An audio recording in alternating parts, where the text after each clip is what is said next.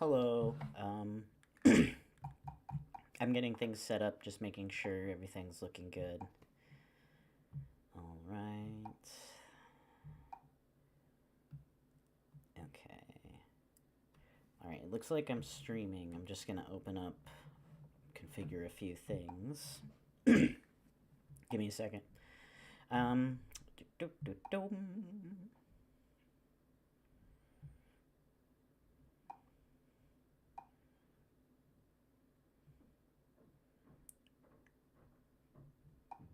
Oh, give me 1 second. Yeah, you can hear my phone in the background.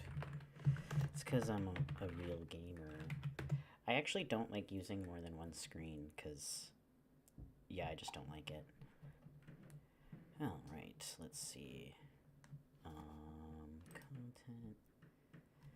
Content. Hello. I'm gonna look into like adding like my own custom emojis. That will be fun. Okay. All right. Okay, so this stream is now being monetized. I can make 5 cents every time. All right, give me a second. All right. Just making sure I haven't lost the narrative. It seems like my avatar is less sensitive today. Let me fix that. All right, seems okay now. Yeah, I reduced the volume on the microphone because it sounded so loud and it was just uncomfortable. I'm gonna boost it a little bit in OBS. Here we go. Okay, that's a little too loud. Okay, there we go. Punished VTuber, yeah. All right. Okay, let's just make sure. Okay, we are ready to go. So we are at 6 plateaus.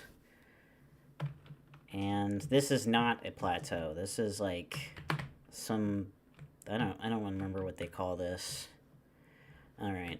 I genuinely don't remember anything about what I did. So, fun Felix fact, I have really bad memory. Which got way worse after I went crazy.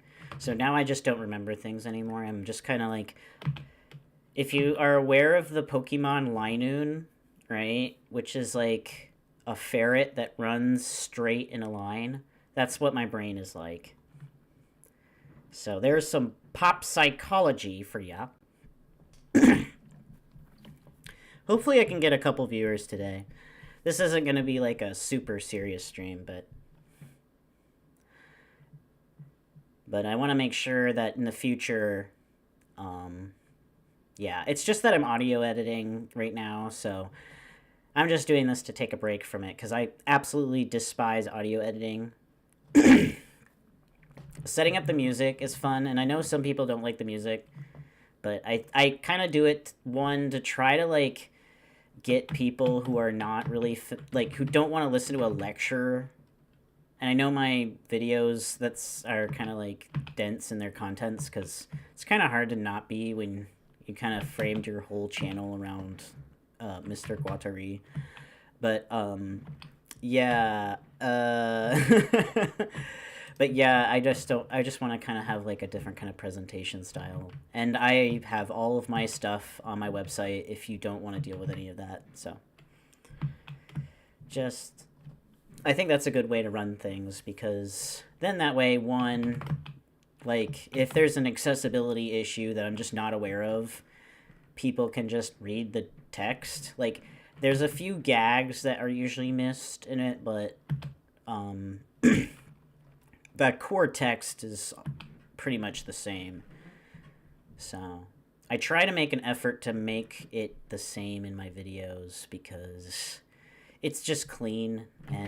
But sometimes I'm lazier than other times. It's really easy to say the wrong easy to say the wrong word when you're reading because it just naturally kind of goes one direction or another. But yeah. So this particular I was trying to get it out as soon as I can, but I'm just too tired. There's no way I'm gonna get it out for at least like maybe like it's probably gonna come out at least later than next Friday in my estimate. And it's gonna be like over an hour long, so it's gonna be a lot of work. Oh, nice bread! I can use that, and a bundle that's helpful, and leather. I can use that, and I can use the leather pants. Wow, nice. All right, and yeah, so I can make it work. But it's gonna be a lot of work, and like I've had to I realized that my original draft was, in my opinion, not complete, so I added a couple parts and I removed a couple other parts. So I think it's better now, and I think it's a lot more fluid, because there were some questions when I was thinking about when I was writing this. I was like, there's some parts missing. I'm gonna make a couple edits, and that's always a pain in the ass because I haven't actually recorded those parts yet. I'm gonna have to do that later. It's like 40 minutes in the video, so it's gonna be a while. I'm about at 10 minutes of editing. I'm going really slowly, and it sucks. I was just really tired yesterday or today, and yesterday, like, oh my god, there was that stupid thing about the fucking, oh my god. So basically, long story short, I found out like some, yeah, just go to there. Okay, if you want to find out about it, just go into my Discord channel and read the history in the Crypt Chat channel. That will tell you everything you want to know. I don't really want to talk about it. Which of my, I'm always attracted to the faciality plateau, actually. Like, I just keep returning to it. And I think it's because, like, so I was reading part of it again for my next essay, and it really, like Deleuze says something about how, like, is it not surprising that, you know, when a schizo, like, goes crazy, like, they don't just lose their face, but they lose the whole landscape and everything alongside the face. And I was like, that's so real. Like, anybody who's gone crazy, who's had like issues with like faces and recognition and stuff, like, oh my god, that was so fucking real. That's why it's like, you read this shit, if when you go crazy and you read this shit, you're like, oh my god, somebody actually gets it. Holy shit. So, oh, what's going on here? Must be a lava pit. Interesting. They must make the grass burn now. Huh, okay. But yeah, so that's the one I keep going to. This is not going to be something that's going to be created for a long time, but I've been writing down notes for like a big video game I want to eventually do. So like, I have the video game of I have that indie game that I made, and I still want to work on that, but I've been just really busy and tired and trying to juggle my life, basically. Like, my life has been crazy, and you know, I think things are starting to finally settle down. I'm finally kind of finding my bearings again, and I really want to work on that game. But I want it to be a relatively small game, but I have ideas for a bigger game that is like, it's really crazy, and basically the plot is about the main character going crazy and trying to make A Love of Week as like a movie, but he goes so crazy that like a bunch of other shit happens that's completely unrelated to that. So I don't want to say too much more about it, but like, I've been thinking about like different narrative themes I want to experiment with it in it, and I keep returning. So I spent a lot of time on the faciality plateau, but one that was like, that I really need to revisit, that was really, really making me think, oh my god, are those all creepers? Oh no, those are ferns. Okay. I was like, what the fuck? That's a ton of creepers. But yeah, one of the themes that I'm really like focusing on right now is like borders and bordering effects combined, and faciality combined with like nodeology. And the reason why is because like part of the plot is kind of centering around this kind of like heraldry that is surrounding like this like lore about like British, like Anglo-Saxon lore basically, and how it like influenced the world, and basically how the main characters kind of like realize like how they're part of a larger narrative in certain ways, because there's like this one character who's like really obsessed with their like Scottish heraldry, and basically there's like this emphasis on like bordering effects and exploring it through something called the border clans.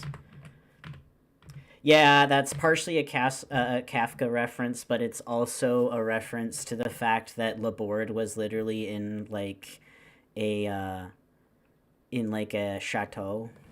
So like it's like basically a mansion castle. So like it's not like it's not like literally Laborde, but it's based on an actual case that is published in more detail in one of Guattari's books. It's called Psychoanalysis and Transversality. So I need to reread it because it's been a couple months. But basically, what happens is that there's this really difficult patient that basically like runs away, doesn't interact with people, is just a total shut in, and just like is like constantly like hurting themselves and stuff. And so what ends up happening is that Jean and Felix come together to try to come up with a plan, and Felix comes with this really interesting innovation of using like recording surfaces in a clinical setting. It's really cool, actually. This is why it's annoying when people like make it all about like stupid dumb shit. Like no, he was actually like doing clinical work and like actually helping people. So, yeah, basically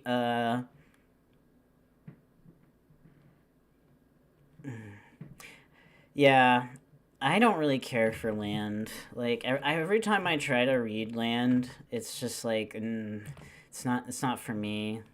Like I can see why people like it, but it's not for me. And like it really bothers me that people are just really bad at explaining any of it because it's really hard to understand in the first place.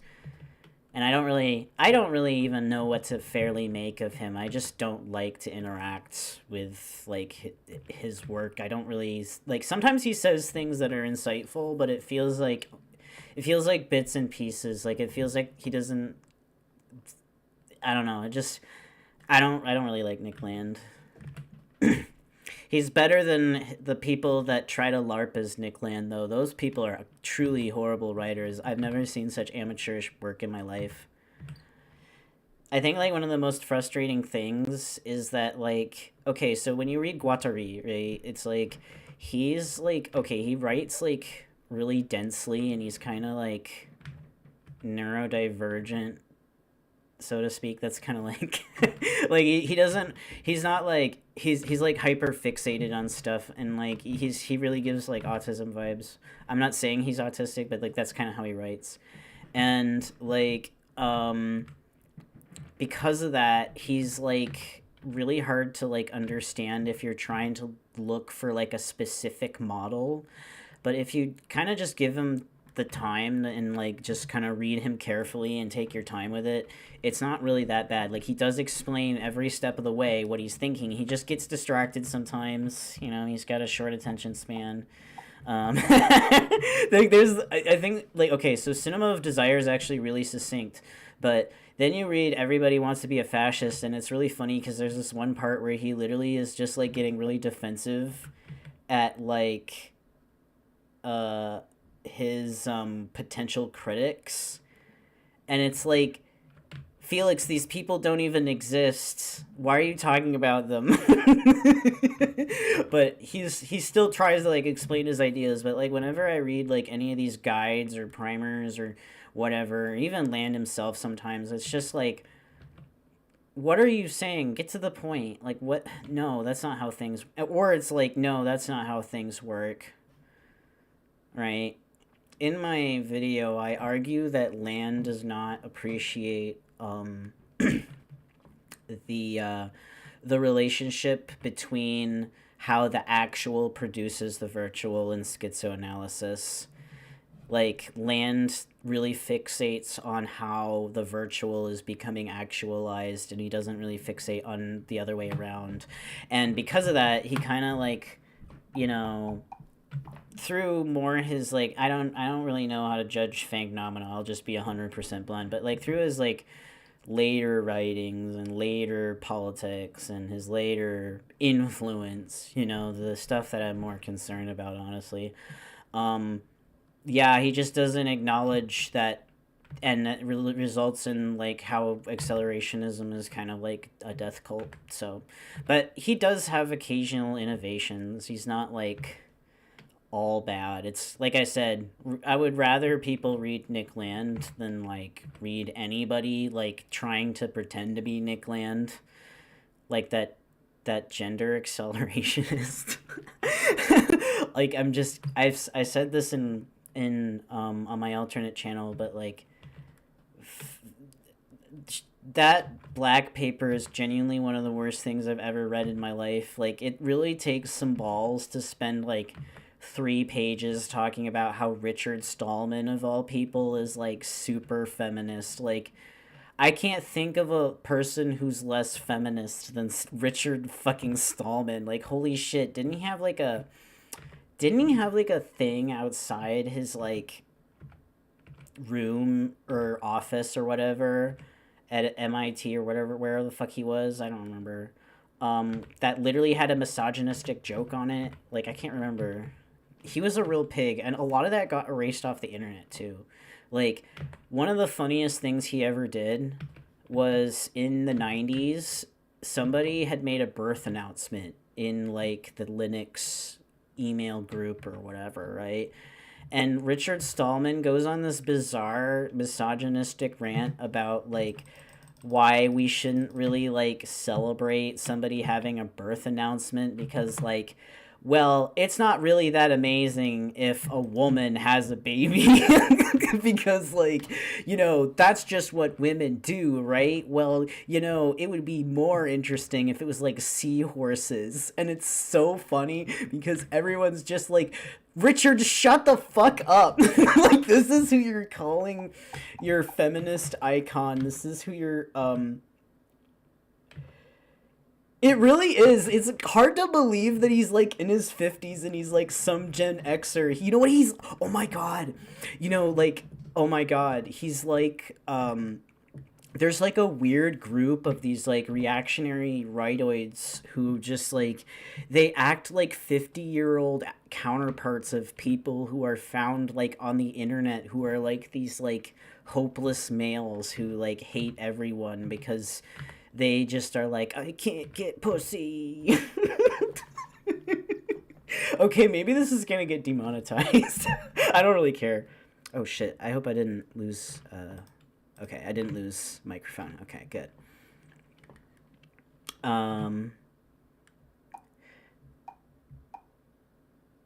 Yeah, okay, there we go. So yeah, he's I think it was really funny when like he's like, I don't know what to make of him, like as a writer or his insights, but like as a person, he's a huge loser. Like, I think the best way to describe it is, this is how I feel about accelerationists. Like, they'll tell you, oh, the universe is a simulation, and you're like, yeah, okay, what's it running on? Like, simulations run on machines. Yeah, and it's really funny because that's literally like the core basis of like what Guattari says in response to the postmodernists. And he literally says, in this way, the postmodernists have hardly innovated at all. And it's like, oh my god, it's literally the same thing 30 years later. Holy shit. Nobody can come up with anything new. They're like, oh my god, what if we just gave up on everything, guys? What if we just sold out? Like, I don't agree with every take that Guattari has on art. He can be kind of a boomer with some things. I understand why, but it's really funny. Like, when he bitches about manga in in one of the essays about Japan. He's also okay, like one of the things that really didn't age very well is how obsessed he is with like Mount Everest. That didn't age well. He's like, "Whoa, did you hear about that guy who went to Mount Everest?" And it's like, "Yeah, there's like 30 people who die a year cuz everyone wants to go to Mount Everest now." Like, what the fuck? It sucks. Was Guattari reading One Piece? No. I have a suspicion that it was like probably some kind of like fucking girly shit that he saw. You know what would have been funny if he. Oh my god, he didn't live for that though. He didn't live for that. But imagine if he saw that one anime that ends because like the Kenny Lauderdale made a video about it, the one with the Momo truck. Yeah, imagine if he saw that. I wonder what he would react about. If he saw the state of media today, he'd be like he'd like he'd be like, "Beefo, this isn't post media. This is the exact opposite of post media. What the fuck is this?" And poor Beefo would be like, "Well, dude, nobody knew what the fuck you meant by post media." You're just like, "Dude, we should do that." And everybody's like, "Yeah." What do you mean, Felix? Oh, wait, he's dead. Shit. I swear to God, like, everything about this man is a comedy. This is why I got into him. He's so fucking funny. Like, oh my God. That's why I'm more of a historian than a theorist, honestly, about him. Because, like, he's genuinely one of the funniest, like, people that ever exist. Like, you can't believe he's real. Like, this man... It's not even that he's a clown, right? He's not even, like, intentionally funny. He's, like, actually a very serious individual, but, like... Everything about him is hilarious. It's like it's like everything from like how his theory connects to his life and to like the people around him and like how he was like taken for a ride by a lot of people. Like it's genuinely like I would legit watch a movie about it. It's genuinely hilarious. But yeah, I would say that my video is actually not super critical of accelerationism outside of that one main point, and I don't want to treat it like a silver bullet because like I honestly do not understand the theory behind these people. I think that's the point. Like I think it's just like nobody really understands what they're talking about. It's neo-reactionary after all, right? So like they don't really know anything other than line go up infinitely. I mean, just look at effective accelerationism's logo. They're like, what if line went up but went up exponentially? Yeah. Except you point out how they spend their money. Like, I'm not going to spoil it, but, like, the way these people spend their money is so ridiculous. You're going to be like, oh, really? Okay. I think one of the funniest things, honestly, I'm going to restart the stream so I can make sure I can see any new comments. I don't know why it's not loading. Okay. All right.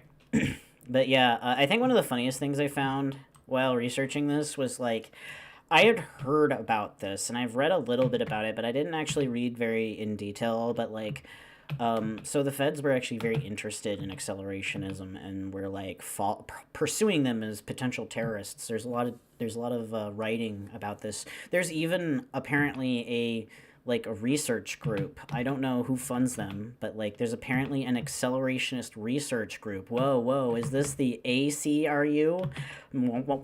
So anyways, these guys are like they genuinely have no idea what they're talking about. Like they're talking about like just like Nazi racists.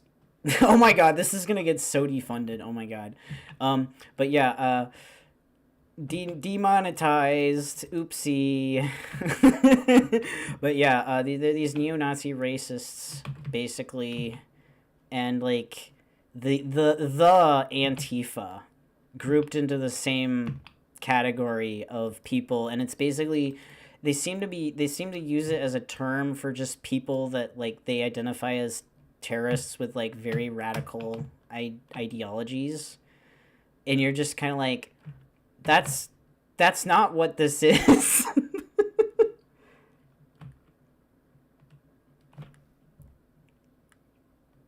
Oh yeah, psychoanalysis and transversality is a bunch of essays. The thing about most of Guattari's like publications is that they're mostly essays. Okay, like Three Ecologies is actually one of the longer pieces he wrote, because like the library is just essays, just essays he wrote. So like those books are just collections of essays and a lot of times interviews as well. And psychoanalysis and transversality has a ton of really interesting essays, but they're also quite challenging. I would not recommend psychoanalysis and transversality as like a first book, because it's just, I mean, it's really overwhelming. There's a lot going on in it. So I mean, there are some essays that are fine for an introductory level. Like, I think that if you take your time, something like "We Are All Groupsicles" is something that you can probably wrap your head around. But like his more like something that I'm really like struggling with, and I'm slowly kind of learning, is all the dense semiotic shit, and it doesn't help that a lot of the people that he's referencing are not even translated into English, which is like part of what Onion is doing and why Onion is like really important. And go and support Schizoanalytic Onion if you aren't already, because they're basically the best channel on Guattari. I would say that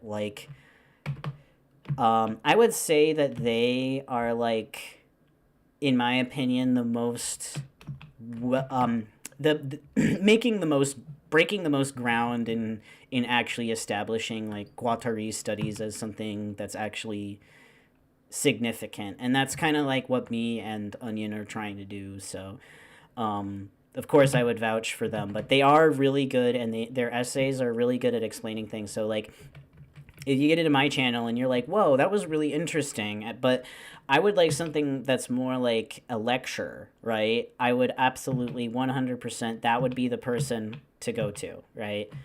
Um, yeah, so Three Ecologies is definitely easier to read, though, than Psychoanalysis and Transversality. And the thing about Three Ecologies is that it really throws you off with how long it is, because half of it is literally an essay by Gary Ganasco, which, like, isn't a problem. It's not a bad essay, but, like, it's not the Three Ecologies. So, like, people think it's twice as long than it actually is. The Three Ecologies is only a little bit more than 40 pages long. So it's really not that bad. Oh shit, all these enemies are spawning. But yeah, so the Three Ecologies isn't really that bad. Well, some of them were not. I mean, this was one particular school, really. And Guattari is not like really well understood in either English or French. I would say that he's probably has the most representation actually in somewhere like Brazil, which sounds weird, but like he was pretty influential in Brazil, because, well, at least influential where he has a school that exists there that's like actually a thing, and not just like, yeah. So there is, what the, okay, that's a village. All right. But yeah, I should just make my bed. What am I doing? Um, but yeah, so yeah, there's like a legitimate movement in like, um, Brazil, but there's not really much going on in English or even French, really. Everyone just kind of acts like he's like Deleuze's like dumbass friend. How did that happen? Well, Guattari isn't really an intellectual. He literally dropped out of school. So or college. So like he doesn't have a degree or any real credentials. The only thing he really has is a license to practice psychoanalysis. Insofar as I'm aware. But he was just like really just out of this world weirdo. Like it wasn't that he was smoking anything. He was smoking because he was out of this world, if that makes sense. Wait, what is that? Oh, that's a leaf. So, yeah. Very, very cool stuff with that. But yeah, it's not cool that he was just ignored. In fact, I would say that the reason why... Yeah, well, that's not exactly what happened. He trained under Lacan. That's how he got his license. But that's how he got involved. He was one of the few people involved that didn't have any background in psychiatry that was interested in what Lacan had to say. And he was just very intuitive with Lacan, which is funny because that's one of the big things that I am not good with. I just like, oh my god, I don't get it. Maybe if I was in those shoes in that very position in time, I would understand it. But to me, it's just too much. Maybe my brain's just too fried. I don't know. But or maybe I'm just big dummy.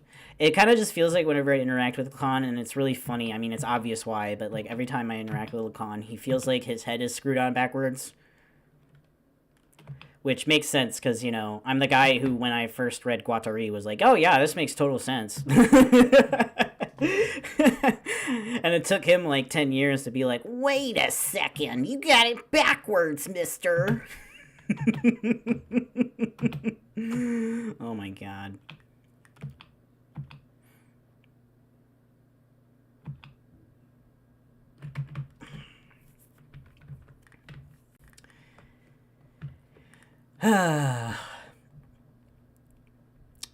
I really need to brush up on... I want to... I do have some videos I want to produce.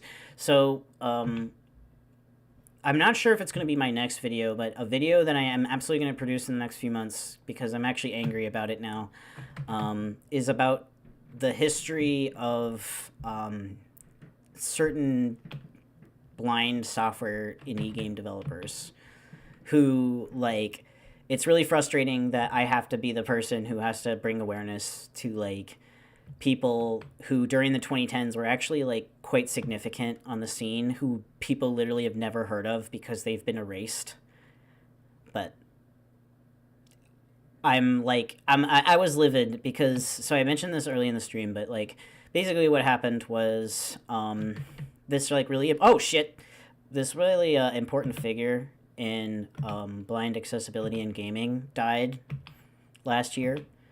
And I found out last night when I was searching about it, like, I was like, well, what media reported on this, right? And I found out that no media reported on it, like mainstream gaming media, except for, are you ready for this? Dark Side Phil Gaming. Yeah, DSP gave more respect than, like, the gaming industry, which was kind of insane. Like, there were obviously accessibility blogs that discussed it, which, yeah, like, I'd be shocked if they didn't mention him.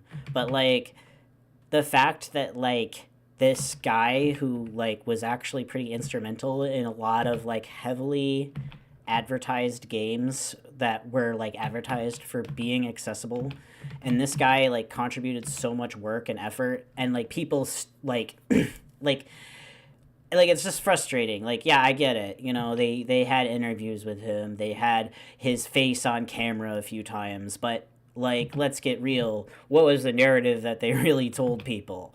You know, oh, it was, you know, the company that did the work.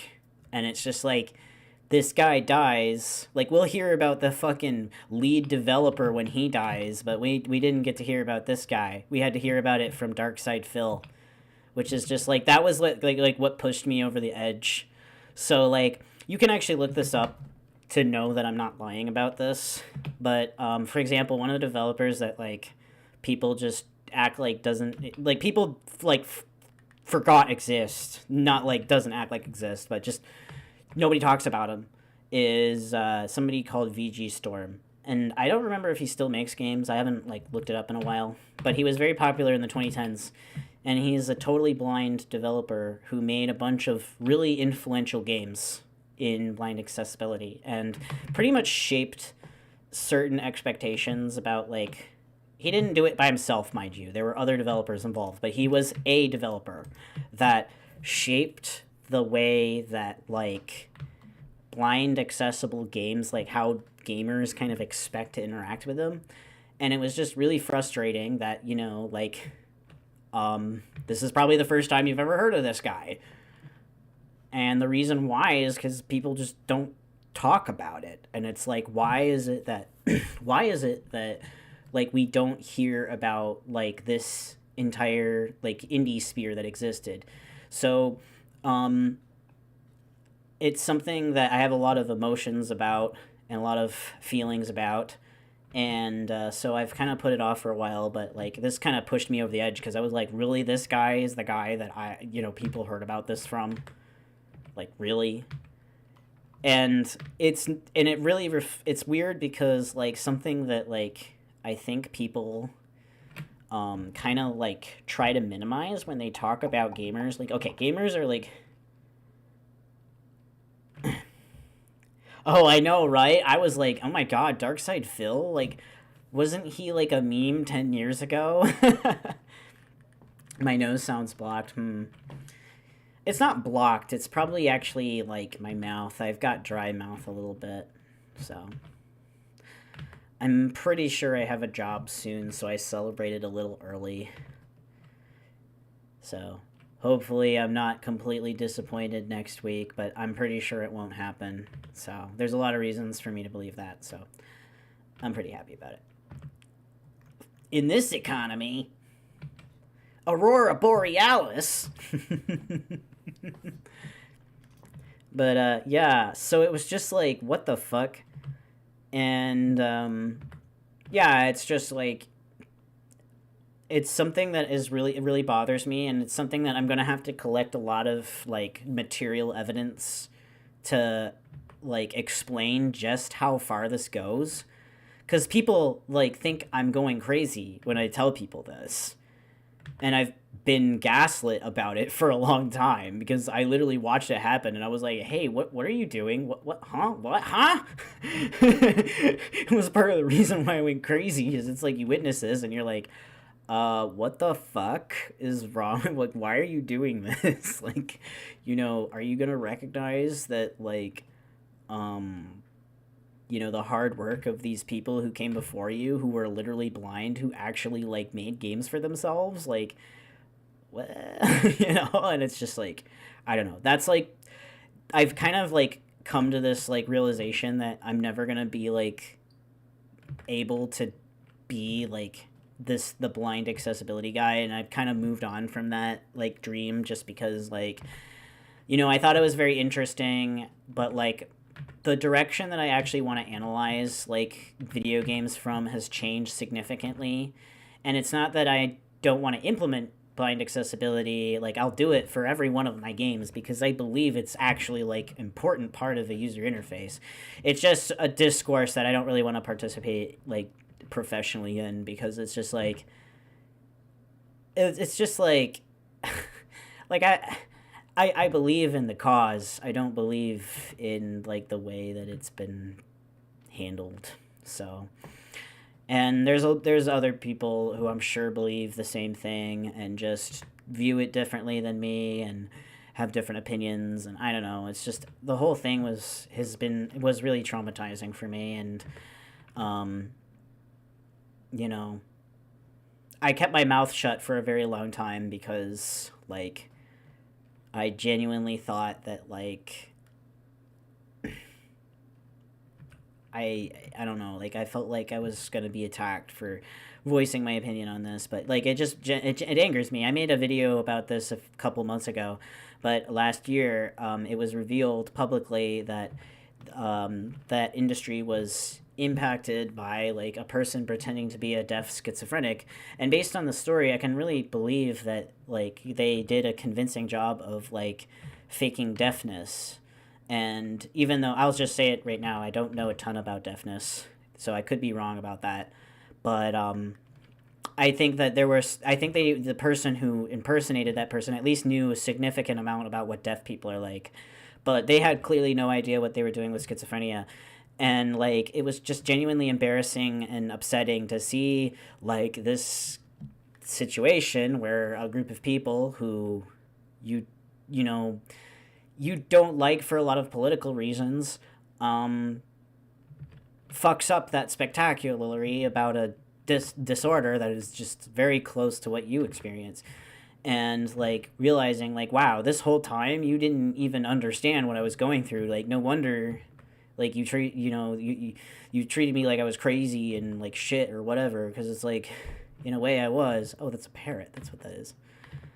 And like it makes sense now, because and it's a very and I really don't like the way that like people portray mental illness in that perspective. And there are people within gaming that I believe have a much better perspective on mental illness and are actually doing real important work within that field that I would absolutely work with, but not the gaming accessibility people. I've kind of moved on from that, which is unfortunate, but yeah. But that doesn't mean I don't believe in accessibility. It just means that yeah, I don't really agree with things that I've seen. That's all. So, and who knows? Maybe that will get me into a fuck ton of trouble. I don't even know anymore. I don't really care. I'm so sick of all these fucking. I'm so sick of all this shit. These people. Nobody's straight edge anymore. Like they're straight, but they're straight because they're lying. So. Ah, shit. I'm gonna have to go to land.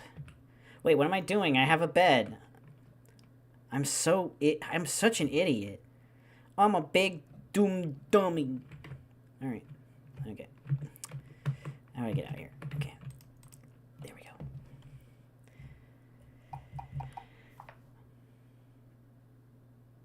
We got VTuber. Blind accessibility. How blind? Well, it actually is like several models. So like I started with like total blindness because I started with like audio games. But that's actually very limiting because like a lot of people actually only have partial blindness. So learning how to design interfaces that were for partially blind people was really important. And yeah, I actually got in a pretty big fight with a game jam that got me kicked out, lol, because I was just like, yeah, well, I was kind of mad at somebody because they had said something like I don't remember the exact thing, so don't count this as like perfect phrasing or anything, but somebody had kind of just like casually said something about like throwaway accessibility, and I'm like, what are you talking about? That's kind of rude. And like this person just like took it super personally. It's like, well, don't say something like that in a server about like, making games for blind people. And everybody acted like I was fucking crazy. Like, and it kind of just pissed me off because I was just like, well, why would you be like that? Yeah, this is the Felix Drama Hour. Yeah, Felix Guattari VTuber before GTA 6.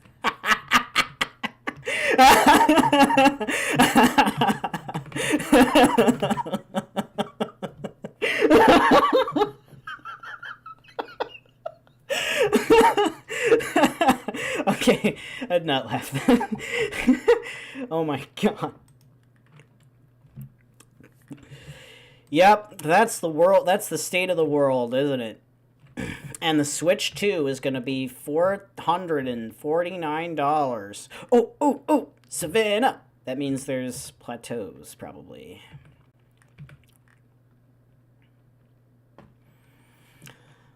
Okay. Oh my god, is that a plateau?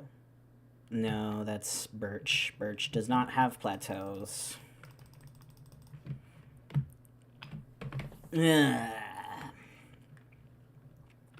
So, yeah. So, I really should, so what I'm gonna do is, oh my god, is this like a little itty bitty plateau? Please don't do this to me. This is like the tiniest. No, this is not. This is a tiny savanna. There's no plateaus here. Whatever engineer says.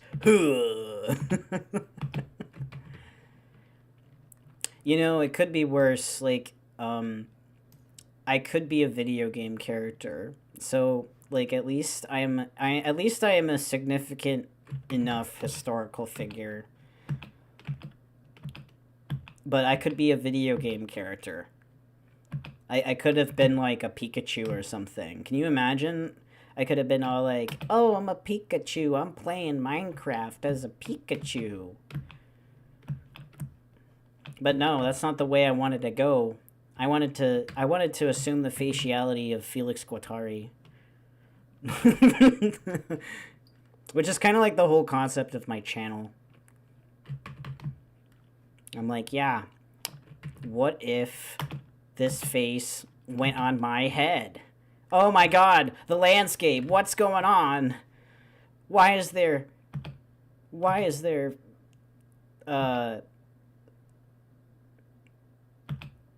schizophrenics everywhere? There we go. When I was crazy, actually, I would see shadow people, but like, I saw them as like catatonics. So they weren't like scary. It was just scary that I was seeing people who weren't there, and I was like so detached from reality that like I would like phase in and out between like believing that I was in this like hybrid like world of what I was seeing in like the footage of like Laborde and shit. It was weird. That was like right before I got hospitalized. It was fucked up.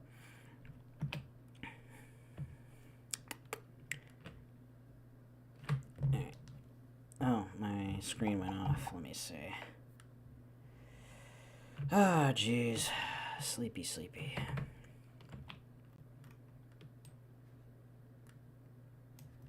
But yeah, what I want to pursue is like more like I want to be an indie game dev kind of company eventually. Like, and I know you're thinking, oh, capitalism. I mean more like kind of like co-op kind of thing, right? But basically, like, I want to get a couple of like various like disabled developers and artists and stuff together, and I want to make games that are like challenging like UI. Like, it would be accessible, right? But it would be like using disability to like experiment with UI in ways that like are less about usability and more about like telling new kinds of narratives that would never occur to somebody who doesn't have a disability or doesn't know people who are disabled. So like, for example, like most narratives about like schizophrenia and like just media in general kind of suck ass. Like, they're always like, oh, she's so scary because she either like it's like demons haunt them or whatever, or it's like so you got like the demons haunting them, or you get like, oh, isn't it sad that my sibling is like this? It's so depressing. It takes so much life out of me, blah, blah, blah. And it's like, I get why they're like this, but like, it just sucks ass when you're on the receiving end of that in terms of representation. So I want to make games that kind of like are about schizophrenics, you know? And like, I want to encourage a team who can make multiple games at the same time eventually, and like have people who are like expressing their own narratives and stuff, and then like I can supply like code to them, and they can supply like different things to me, and we can like work on narratives together like through co-ops and stuff. But yeah, I want to make video games about schizophrenics because I'm so sick and tired of one, how much our representation sucks. Two, how the fucking, you know, people who are supposed to work with disabled people treat us. Like, just downright insulting. Like, three, I want to educate people about, like, actual schizophrenic history instead of, like, fucking Tumblr history. Look, I don't hate people for sharing it. I hate the fact that it's being shared. You know, those are two very different things. You know, one is somebody's a bad person. The other is just somebody doesn't know any better, and they're part of a process. You know, and I want people to realize that, it wasn't all just what the DSM says, you know? And there's like complicated perspectives. Like, one of the things that I really disagree with, actually, with like just the way we handle mental illness in general, is like, I'm not against medication, but I think that medication should be something that's used to stabilize people. It's not something that people should be on for their whole lives. Because, like, there's a lot of risk with taking a medication, which people are experiencing right now in a political context. Like, one of the things I'm very thankful for right now is that I've been able to stabilize enough where I don't need to have my meds. And that's good, because people are trying to take that away, like, actively right now. Like, and they might get away with it as opposed to some of the other things that they're doing. So, like, I'm really glad that I don't need to have meds. So, and that's a real and legitimate reason to not take meds. Like, fucking doctors act like I'm fucking crazy for not taking my meds, even though I have, like, literally, like I lose contact with reality, and it sounds crazy, but, like, if you could manage that without having to take meds, wouldn't you? Like, wouldn't you want to not be dependent on something that, like, makes you vulnerable like that? And the thing is that not everybody can make that choice, and that's why I don't tell people stop taking your meds, because most people can't. But I think part of that is because there's just a lot of systemic barriers in the way for many people. And again, while it's not a solution for everybody... Oh, wait, I forgot to count that one. And while it's not a solution for everybody, I think that, like,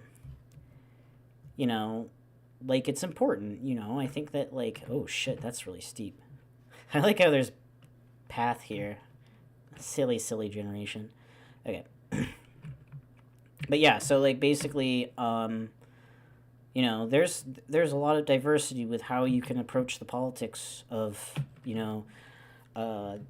being psychotic. And, like, I'm gonna be real, like, what... have I seen the film The Machinist? No, I have not seen it. But I'm actually getting back into film, believe it or not. I know it sounds weird because I'm into Guattari, but I have a really weird relationship with film because... So, like, I don't want to go into too much detail about it, but, like, I came from, like, a really fucked up background. Like, my family was really fucked up and, like, dysfunctional. And part of, like, what was fucked up about them was, like, how they approached media. Like, they were just really dumb about media. And, like, so it's been kind of, like, I've been, like, discovering what, like, movies are, like, good movies are actually like. So it's, like... I'm really excited, actually, because, like, I've done media analysis on video games because, like, I was able to kind of more freely explore the world of video games than film. Just because my parents weren't, like, able to just tell me how to feel about it. And I was able to kind of construct my own feelings. Yeah, they had, like, the worst film takes. Like, one... they loved, like, every Adam Sandler movie. Like, they were those people. Like, those are my parents. Like, that's what I was stacked with, You gotta give me a little sympathy here. I'm coming from the real gutters, My mom's favorite movie was probably Night at the Museum with Ben Stiller and Owen Wilson. Yeah. I hated that movie. I hated that movie so fucking much. I know, like, some people might be able to find some amusement from it, but it's so tiresome because I had to watch it so many goddamn times. Like, I think she watched it, like, 4 times in a year for, like, years. It's like, how could you do that? Like, the thing is that's like, crazy is I could see that with, like, other Ben Stiller movies for, like, stupid people. Like, I could see that with, like, Zoolander. Because, like... Oh, that's funny that he said this. Isn't it funny that he's gay? But, like, Night at the Museum is genuinely, like, a little baby movie. Like, what? You're not a little baby, are you? And even as a teenager, I was like, this is literally a little baby movie. And then I get older and I'm like, should we really be, like, worshiping, like, American imperialism? Like, why does this movie have so much emphasis on that? Like, Owen Wilson literally plays a cowboy, and there's fucking oh, American Indians, and you're just like, what are we doing? What is this? What is this nonsense? And like that's kind of what I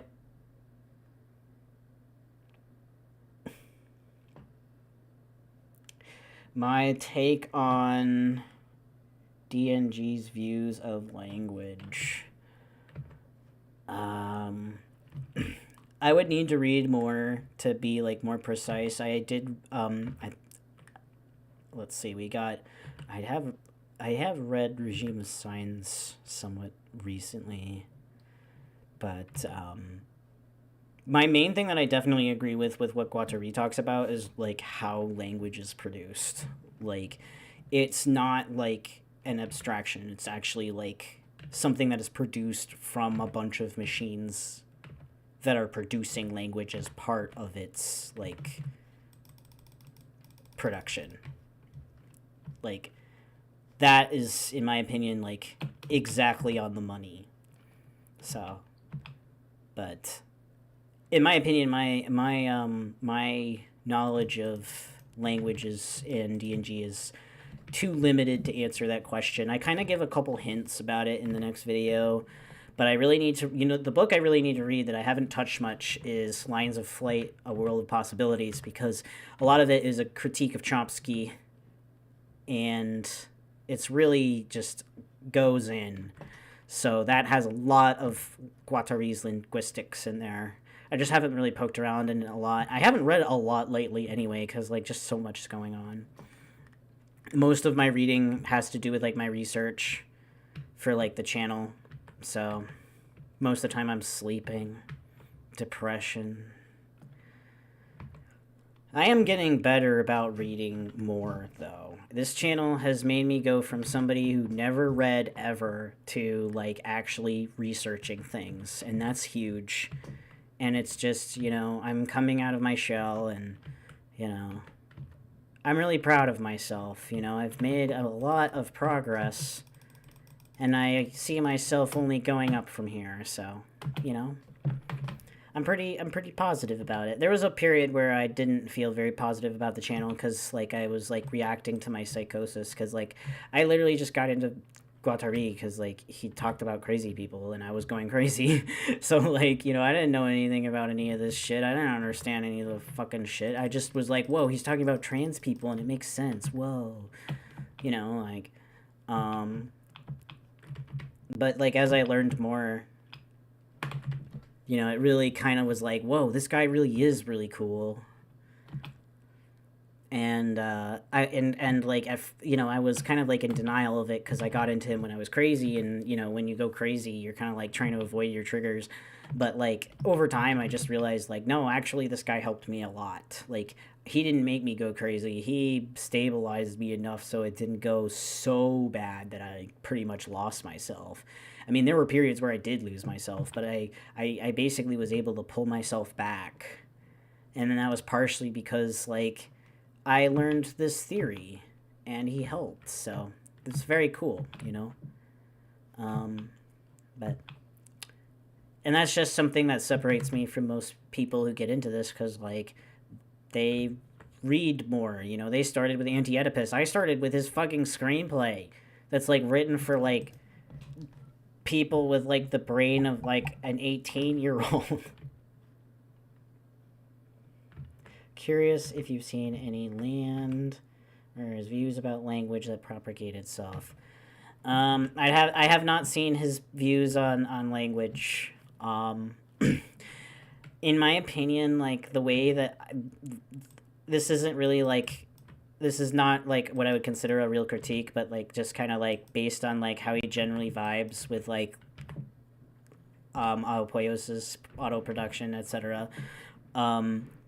He just, I think he's like too ready to jump onto like this idea that things are always self-producing, like, and they're just gonna proliferate. And that's kind of the same trap that, like, Guattari criticizes the postmodernists of, because like I think about it partially from like a context of like biological evolution, right? Where it's like things don't just propagate completely endlessly. There's a reason why they self-limit. There's a reason why things come to a stop. That's why, like, when I say that, like, my main critique of, like, Landians is that they overemphasize the transition of the virtual to the actual, and they ignore the transition from the actual to the virtual. Um, it's because they're ignoring, basically, the things that essentially cut back, like, these changes, like, and this leads to, like, this inevitable conclusion that, like, you're just gonna, yeah. So it's not surprising. I don't even think it was really the meth that pushed him in that direction. Oh god, yeah, Laborde is really cool, and the thing is that he's cooler than Laborde in my opinion. Like, Laborde is cool, but he's cooler than Laborde. He's cooler than Laborde because he actually believed that, like, schizophrenics have, like literally, like, important part an important part in the revolutionary process. Like, it's not like, this is the thing, right? It's not that you should become schizophrenic. Like, that's literally the stupidest shit you could ever say, right? It's that schizophrenics are not people to throw away. They're people who have experienced something extremely significant. It's not that they have escaped capitalism, right? It's just that they, along with, interacting with other people, produce, realities that were otherwise not possible, especially if they're supported by other people. If they're treated like human fucking beings, like, Jesus Christ. One of the things I really fucking hate about accelerationists is that they see schizophrenics as something to extract value from, and it's like, you can't extract value from schizophrenia. You're a fucking idiot. It's like people who go and try to take drugs to figure out, like, their problems. They're not going to figure out your problems by taking drugs. You're going to figure out your problems by changing how the machines work. Like, Christ. That's why it's important for people to take responsibility for their actions. And it's not just, oh, I have a disorder, oh, I have an addiction. Like, no, you have to take responsibility for how you treat people. But yeah, Nick Land is just like, he's a reactionary. And, like, like I said earlier, he has, like, small snippets that he's said that are, like, valuable. But that can be said for anybody. I mean, he's honestly, like, I'll say this much. I think I gained a lot more from Sadie Plant than I did from Nick Land. I'd have to reread Sadie Plant, but, like, a lot of her historical analysis on women in tech was actually quite interesting. And, like, that was a lot more relevant to me because, like, I was born as a woman. So, like, I learned a lot. And, it was just, I don't know. It was way better than what Land was putting out. And Mark Fisher is just kind of a boomer, honestly. Like, no offense to Mark Fisher, but, like, he's kind of mid. Like, I remember just opening up Capitalist Realism and he's complaining about, like, the MP3 player. And I'm just like, bro, I'm sorry that you're so boring that people don't want to listen to your lectures. But, like, come on. Like, MP3 players, like, yes, they're inherently alienating machines, but that doesn't mean that's the only thing they can be. Like, I do listen to I listen to things in the headphones all the time because I'm, like, visualizing things, and then I take those things and I produce something social out of them. Like, it's just part of my process. It's not necessarily, like, a bad thing, and that's something I like about Guattari because he doesn't go and, like, insist that, like, any particular technology is bad. He doesn't go and tell you, oh, it's the end of the world. Like, that's why all the people who are telling you this shit, who call themselves fucking post-whateverists or accelerationists, are all fucking boomers. Or they're Silicon Valley people trying to just take your money and take your power and capital.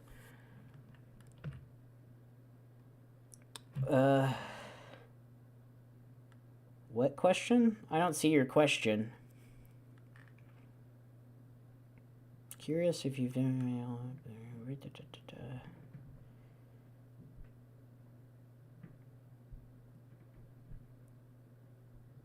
What's your intrusive question? I don't see it. Let me see if maybe it's not just loading. Give me 1 second. Let me check it out. Yeah, I don't... Oh, okay. Okay.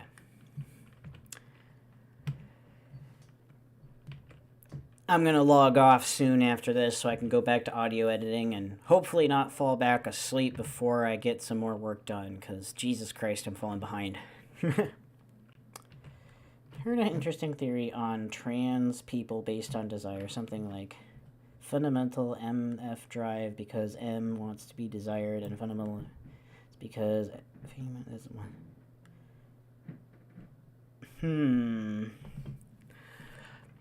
I'd have to think about that one, actually. So the way I usually frame FTM and MTF is based around, like... So, like, the thing about FTMs is that, like, FTM, like, desire is very feminist, right? It can't be separated from feminism. Like, it's an extension of feminism, you know, which makes sense when you think about it, because, you know, women are taught to be women when they're born, and I think the most feminist thing a trans man can do is transition, because he's just defying that to the utmost degree, right? And Philosophy of Madness. Who was the author? I haven't heard that one. But yeah, to continue. Yeah, so FTM is really like a feminist movement, right? And that's really, really important to understand about FTMs, because if you talk to most FTMs, and not every single one will say this. I'm not saying in generalization, like they all act like this, but rather this is a common trait you'll find with many FTMs. They will express that they were women at one point and they became men, and that's really important because that means that, like, they were born with the struggle of having to deal with female, like, just having to deal with misogyny just by having to be women at some point, and being vulnerable to becoming women. You know, like, that's something about, like, being a woman or being a trans man that a lot of people don't like to talk about, and that's the fact that being a trans man makes you vulnerable when you're exposed as a trans man, because you become a kind of woman, you know, so then you have to deal with that shit again. And nobody wants to talk about it because, you know, it goes back to the male erasure thing where men aren't supposed to talk about these stupid things, and it's stupid because it's like you're stuck in between the worst parts of being a man and the worst parts of being a woman in a particular arrangement. And trans women are in a similar situation with a completely different arrangement, which is just absurd, and it's ridiculous. And then what else? Okay, I have not heard of that book. I can check it out, though. You can... I may or may not check it out just because, by the next stream, just because I'm trying to edit as fast as I can while I'm just physically depressed, so... But yeah, trans women, on the other hand, you know, express a desire to be like women because being a man is basically a very repressive thing. Right, so basically you're granted this privilege of being a man as long as you, like, repress yourself in certain ways. And the biggest way that they repress yourself is that you are not a woman. That's what really defines a man. Like, you are granted a penis because you get to take power over women. But if you don't express that power, if you want to become a woman, well, that's the worst thing you can possibly do. And it's seen as, like, predatory, you know? Which, on the top of my head, I know I know I've written something about that, but I don't remember what it is on the top of my head, so forgive me.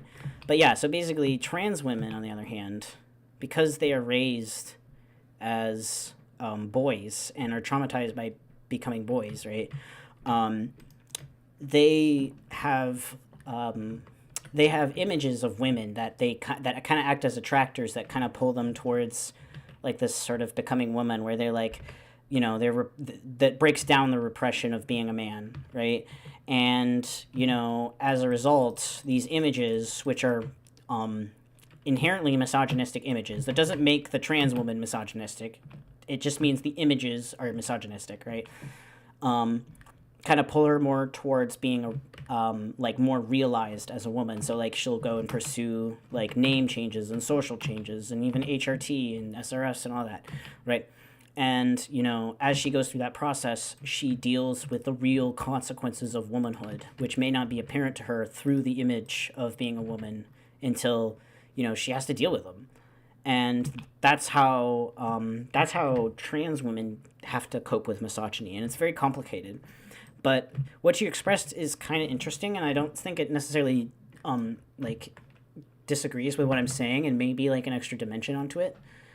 But I'm not sure. I'd have to think about it, like how it would actually express itself. So, all right.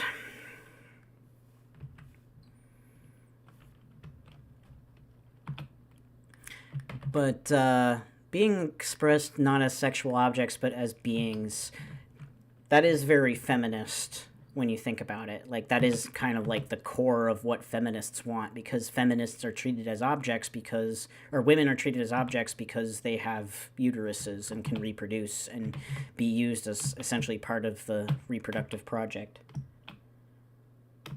Oh, no problem. All right. I think I'm going to cut it today just because I'm starting to get pretty tired and this game's wearing me out. But it was nice chatting. And hopefully we find some more plateaus next time. We did find 2. So take care, everybody. Hopefully I'll have that video up within a week. So see you later.